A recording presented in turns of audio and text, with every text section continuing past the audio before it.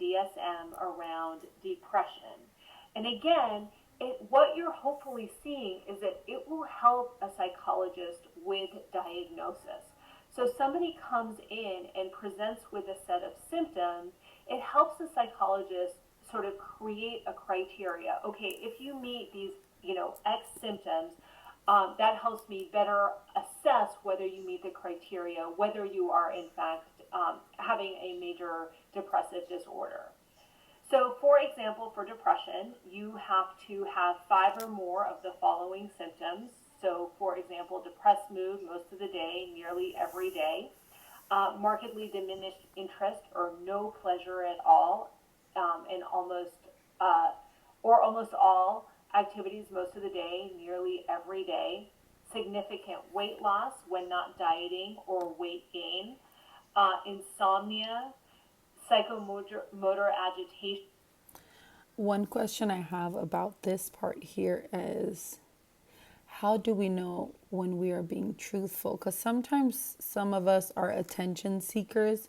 So, like, say you went to the doctor and filled that out, but you don't actually feel all the way depressed. Or, what if someone is not being truthful? Because there are people who just are in some way seeking that attention or feel like they are depressed, or I don't know, I can't explain it. But like, what do you do in that situation? Like, how do you know if someone is being truthful about it? Like, do doctors just automatically give you depression medication?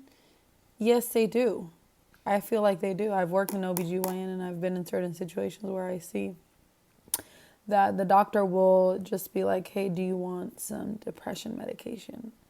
But like, I've said that I've been depressed many times, but that doesn't mean that I want to go and get meds. Like, I don't get me wrong, someone who might really need them and is going through some psychosis and, or psychological disorder, obviously like schizophrenia and that kind of stuff. I feel like, Plus, there's this other sister who talks about a Muslim scholar from a really long time ago. I can't say what time, don't remember, but I think his name is Al Belki, and he was like a Muslim mental health like provider back in the day. So this sister talks about it. She actually works for, what does she work for? Good Samaritan, not Good Samaritan, Stanford Mental Health in Northern California and around my area. But yeah, so it's just interesting to hear this, like someone of young age, because there's like this hype right now of like, oh, I'm depressed, I'm this, I'm that, right? Like everyone goes through their ups and downs. What if it's like a young girl who's just like, oh, I'm depressed, but really you're just like, you lack maturity up here in the mind. So like, do they just automatically give you meds?